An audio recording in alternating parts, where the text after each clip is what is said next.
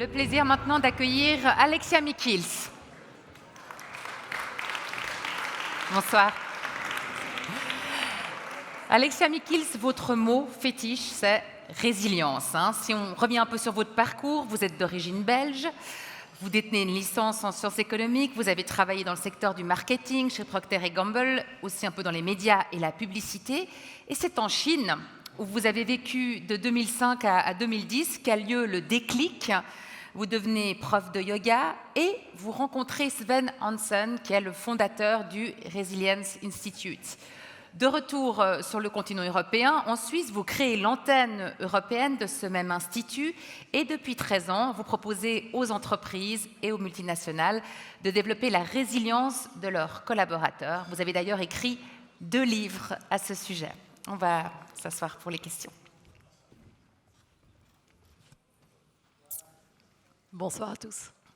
On va peut-être commencer par définir ce que c'est la résilience. Est-ce qu'on peut dire que c'est l'art de résister aux coups? Oui et non. Oui, parce que étymologiquement, vous avez raison. La résilience, c'est la capacité physique d'un matériau à maintenir sa forme initiale malgré la pression, donc la résistance. Et puis en thérapie, ça a été utilisé pour faire référence à la capacité des personnes à rebondir face au trauma, face au drame de la vie. Et c'est ce qu'on appelle souvent la résilience de type 1. Mais moi, ce qui m'intéresse plus, c'est la résilience de type 2. Et la résilience de type 2, c'est vraiment cette invitation à mobiliser l'ensemble de nos ressources, le corps, le cœur, le mental et l'esprit, pour naviguer avec plus de confiance à travers les défis du quotidien et avoir plus d'impact positif autour de soi. Et je trouve ça plus enthousiasmant. Et pour être résilient, vous le dites, vous l'écrivez, il faut cesser de courir comme un cerveau sur pattes. Il faut savoir tenir compte de son propre état physique et émotionnel. Ça me paraît une évidence, mais c'est vrai que, surtout en Occident, on a été complètement déconnecté de ce qui n'est pas directement lié à la dimension cognitive, au mental, au cérébral. Or, il est évident que nous sommes davantage que notre cerveau et qu'effectivement, cette dimension physique, émotionnelle, spirituelle, enrichit qui nous sommes.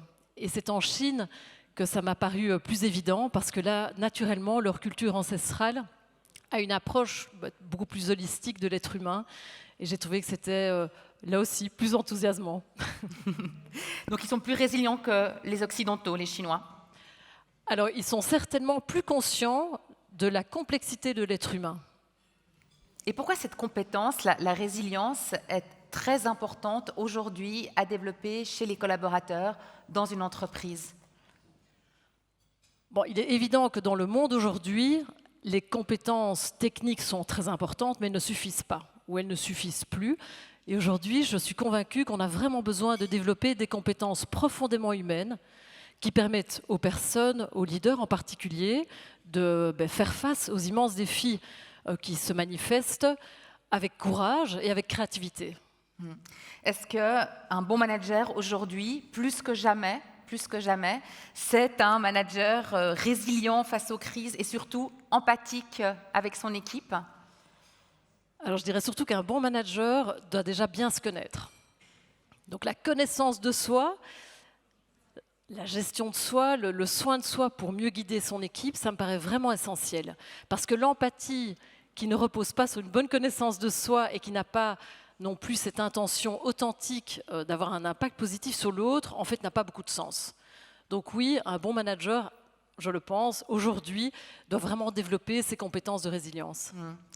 On entend souvent l'importance du bonheur au travail, mais le travail, c'est d'abord un moyen de gagner sa vie, c'est une performance. On ne peut pas toujours être heureux, Alexia Mikils. Je suis tout à fait d'accord. Et la résilience, ce n'est pas nager dans le bonheur 100% du temps. En tout cas, je ne nage pas non plus dans le bonheur 100% du temps, je dois dire. Et j'aime bien distinguer d'ailleurs le bonheur au travail et la résilience. La résilience, c'est vraiment pas être heureux tout le temps.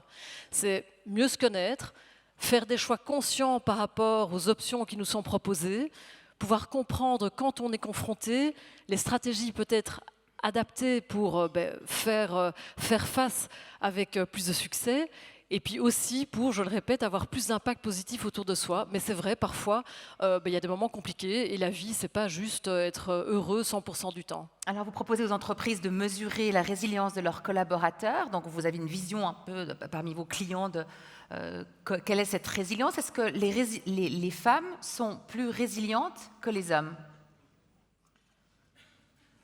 On pourrait faire un petit sondage.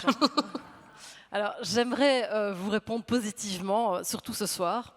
Et hélas, les données que nous avons nous indiquent l'inverse. Donc, depuis environ 10 ans, au Resilience Institute, on a développé un diagnostic de résilience, un assessment qui nous permet vraiment de mesurer la résilience des personnes, non pas comme un test de personnalité, mais plutôt comme une évaluation des habitudes du quotidien, voir celles qui soutiennent ou pas notre résilience. Et à travers ces années, ce qu'on a pu observer de façon quasi systématique, c'est que la résilience des femmes, telle qu'on la mesure, est inférieure à celle des hommes. Et ce qui est préoccupant, c'est que c'est particulièrement le cas chez les jeunes femmes professionnelles. Et malheureusement, ce gap entre les hommes et les femmes a plutôt tendance à augmenter ces 2 dernières années. Alors, on termine sur votre phrase, c'est magnifique. On va pouvoir passer aux questions du public. On va voir si elles arrivent. La résilience, est-ce qu'elle peut aider à trouver une nouvelle impulsion pour régler les grands problèmes du monde d'aujourd'hui? Ce serait quand même un petit peu arrogant de dire oui, et probablement simpliste aussi. Je ne pense pas que la résilience est la solution à tous les immenses enjeux du monde aujourd'hui. En revanche, je pense que la résilience soutient la confiance en soi, on en parlait il y a quelques moments, soutient aussi la créativité et le courage. Et ces aspects-là, on en a vraiment besoin pour donner une nouvelle impulsion aux problèmes du monde actuel. Est-ce que, par exemple, le Covid a donné un nouvel élan à votre pratique? Et si oui, pourquoi? Alors oui, le Covid a donné un nouvel élan à notre pratique au sein du Resilience Institute parce que soudainement, la résilience devenait prioritaire dans de très nombreuses organisations. Mais ce qui est intéressant, c'est que ça a apparemment donné un nouvel élan à votre résilience à tous parce que là encore, d'après nos données, et c'est assez surprenant, en fait, la résilience a plutôt augmenté pendant le Covid.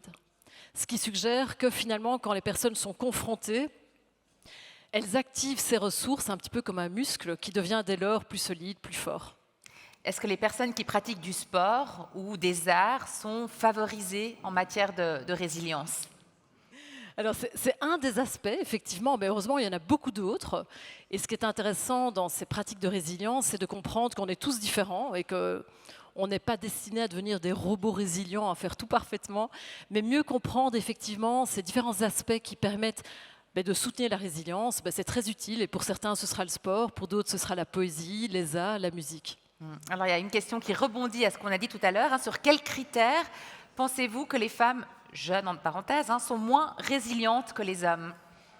Alors ce qu'on a pu observer, et ce n'est pas moi qui le pense, mais ce sont les données qui nous l'indiquent, c'est que de façon générale, ce ne sont pas tant dans les compétences de résilience telles qu'on les mesure qu'il y a des grandes différences, mais c'est plutôt dans la capacité de rebond face aux difficultés. Donc ce que nos données suggèrent, c'est que face aux difficultés, les femmes ont mettent un petit peu plus de temps à rebondir, et notamment dans les symptômes qu'on appelle les symptômes chroniques, elles semblent souffrir davantage de symptômes chroniques.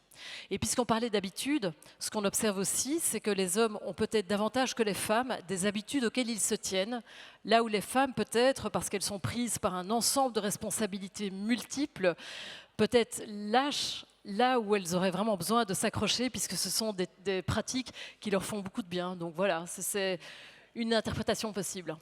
Alors, vous avez une question qui rebondit, qui me fait penser à un de vos livres, Alexia Michels. Comment quelqu'un pourrait améliorer sa résilience? Est-ce que vous avez 2-3 petits trucs pratiques là à nous donner ce soir? Alors, volontiers, déjà se poser la question et à mon avis, réfléchir. Je pense qu'on vit tous des vies hyper chargées, avec des agendas très remplis, et il me semble que créer des moments de réflexion est vraiment très utile. Donc créer des moments de réflexion dans la semaine de travail, pouvoir vraiment s'octroyer quelques minutes en étant si possible déconnecté de toutes les sollicitations, c'est en tout cas un pas vers plus de résilience, parce que quand on réfléchit, on prend un petit peu de distance et on est dès lors en meilleure position pour faire des choix plus conscients. Comment est-ce qu'on diffuse la résilience, si tant est qu'on l'ait développée et acquise à nos collègues, à nos collaborateurs? Alors d'abord, effectivement, comme pour beaucoup de choses, c'est leading by the example. Donc déjà, en étant soi-même dans une démarche de résilience, c'est positif, avec aussi beaucoup d'humilité, parce que c'est un chemin qui ne se termine jamais. Et enfin, dans les organisations, ce qui est vraiment utile, c'est de créer un langage commun pour aborder ces sujets. Donc le fait de pouvoir en parler avec ses collègues, avec ses collaborateurs de façon plus naturelle, c'est déjà un pas énorme vers plus de résilience au sein d'une équipe. Est-ce que la résilience évolue aussi avec l'âge? Par exemple, aussi chez les seniors, on sait qu'ils seront plus nombreux horizon 2030. Alors, merci pour la question, parce que ça me permet vraiment de partager une excellente nouvelle pour nous tous. Oui, la résilience a tendance à augmenter avec l'âge. Et donc, ça suggère qu'effectivement, les expériences de la vie nous rendent en général mieux équipés. Et donc, voilà, j'ai malheureusement dû partager la mauvaise nouvelle pour nous les femmes, que la résilience avait tendance à être inférieure à celle des hommes. Mais en revanche, la résilience qui augmente avec l'âge, ça vaut tant pour les hommes que pour les femmes. Alexa Michiels, merci. Merci à vous.